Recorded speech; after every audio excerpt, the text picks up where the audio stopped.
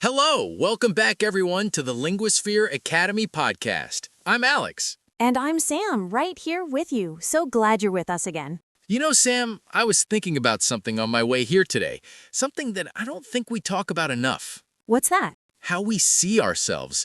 Not how others see us, not how we wish we were, but how we actually, truly see ourselves. That's a deep topic and an important one. I was thinking about a time when I made a mistake at work, a pretty big one, and my first thought wasn't, everyone makes mistakes. My first thought was, I'm so stupid, I can't do anything right. That voice. I know that voice.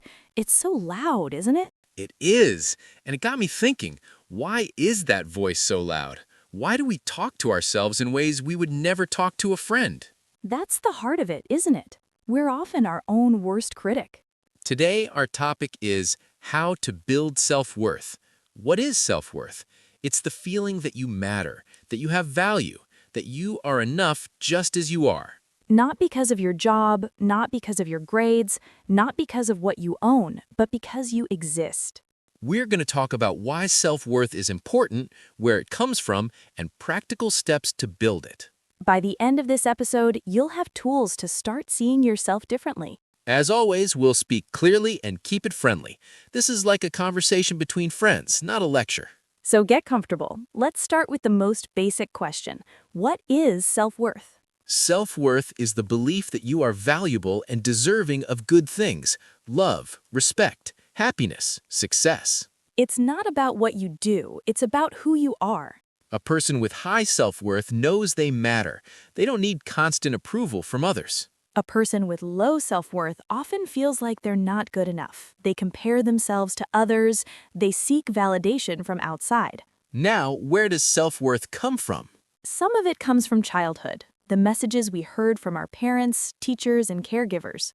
If you were told you're smart, you're capable, you matter, you probably grew up with a stronger sense of self-worth. If you were criticized often, compared to others, or made to feel like you weren't enough, that can stick with you. But here's the good news. Self-worth isn't fixed. You can build it. You can grow it, even if you started with less. Yes, self-worth is like a muscle. It can be strengthened with practice. Let's talk about common signs of low self-worth. See if any of these sound familiar. You apologize too much for everything, even when it's not your fault. You have trouble accepting compliments. When someone says something nice, you brush it off or disagree. You compare yourself to others constantly, and you always feel like you come up short. You're a people pleaser. You say yes when you want to say no. You put others' needs before your own. You're afraid to try new things because you might fail. Failure feels like proof that you're not good enough. You have a hard time setting boundaries. You let people take advantage of you. You're very hard on yourself. You criticize yourself for mistakes that you would forgive in others. If any of these sound familiar, you're not alone. Many of us struggle with these feelings. Now let's talk about how to build self-worth. These are practical steps you can take. Step 1, notice your self-talk. Pay attention to the voice in your head. What do you say to yourself when you make a mistake, when you look in the mirror, when you face a challenge? Just notice. Don't judge it, just notice. Step 2, challenge negative thoughts. When you hear that critical voice, ask yourself, is this true? Would I say this to a friend? If you wouldn't say it to a friend, don't say it to yourself. Step 3, practice self-compassion. Treat yourself like you would treat someone you love. When you make a mistake, say to yourself, it's okay. Everyone makes mistakes. I'm still learning. Step 4, stop comparing yourself to others. This is a big one. Comparison is the thief of joy. When you compare, you always lose because you're comparing your insides to someone else's outsides. You see their highlight reel. You know you're behind the scenes. It's not a fair comparison. Step 5, celebrate your wins, no matter how small. You got out of bed today? That's a win. You finished a task? That's a win. You were kind to someone? That's a win. Write them down. Notice them. Let yourself feel proud. Step 6, set healthy boundaries. Learn to say no. Saying no to others is saying yes to yourself. Your time and energy are valuable. Step 7, take care of your body. Sleep, movement, food, rest. When you treat your body well, you send a message to yourself. I matter. Step 8. Spend time with people who lift you up, not people who tear you down. The people around you affect how you see yourself. Choose wisely. Step 9. Do things that make you proud, not for anyone else, for you. Learn a new skill, help someone, create something, accomplish a small goal. Step 10. Remind yourself of your worth every day. You can say affirmations. I am enough. I deserve good things. I matter. It might feel strange at first, but over time, your brain starts to believe it. Now, let's talk about self-worth and failure. This is where many people struggle. When you have low self-worth, failure feels like proof that you're not good enough. When you have healthy self-worth, failure is just information. It's feedback. It's not who you are. Failure doesn't make you a failure. It makes you human. Every successful person has failed many times. The difference is they didn't let failure define them. So, when you fail, say to yourself, this didn't work. What can I learn? What will I do differently next time? Not, I'm a failure, but I tried something and it didn't work out. That's okay. Now, let's talk about self-worth and perfectionism. These two don't go together. Perfectionism says, I'm only worthy if I'm perfect. But perfection is impossible. No one is perfect. Not the people you admire, not the people on social media, not anyone. When you chase perfection, you'll always feel like you're falling short.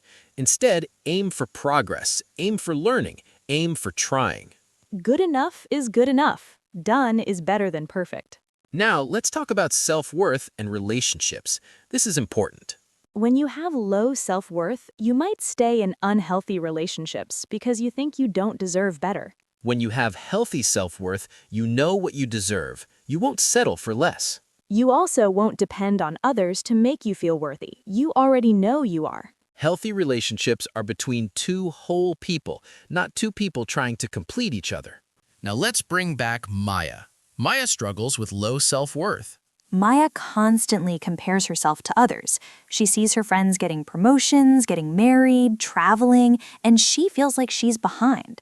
She tells herself, I'm not good enough. I'm not successful enough. I'm not pretty enough.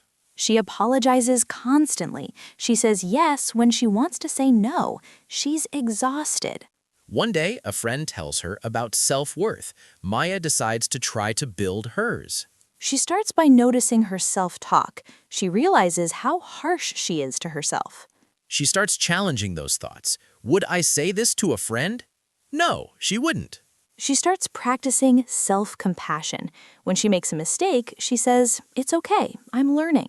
She stops comparing herself to others. She unfollows accounts that make her feel bad. She celebrates small wins.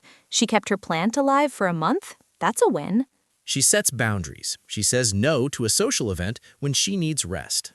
Slowly, she starts to feel different. The critical voice gets quieter. She's not cured overnight, but she's building. She's growing. And she starts to believe just a little that she might be enough after all. Now let's learn some useful phrases for building self-worth. I am enough. This is the most important one. I deserve good things. My worth is not based on my achievements. I am worthy of love and respect. I don't need to be perfect. I am doing my best, and that is enough. I forgive myself for my mistakes. I am worthy right now, not someday. Say these to yourself, out loud, in the mirror, every day. Now let's talk about the role of gratitude. This is a powerful tool. Gratitude shifts your focus from what you don't have to what you do have. Every day, write down 3 things you're grateful for. They can be small. I'm grateful for this warm cup of tea. I'm grateful for my comfortable bed. I'm grateful for the sunshine. Over time, this rewires your brain to notice the good. And when you notice the good in your life, it's easier to feel worthy of it.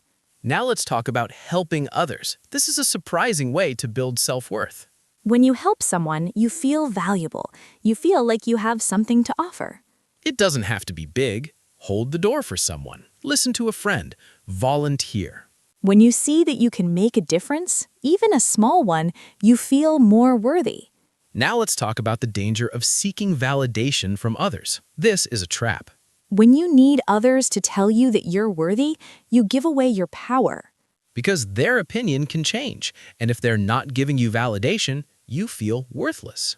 The goal is to find your worth from within, not from likes, not from compliments, not from approval. Other people's opinions are not facts, they're just opinions.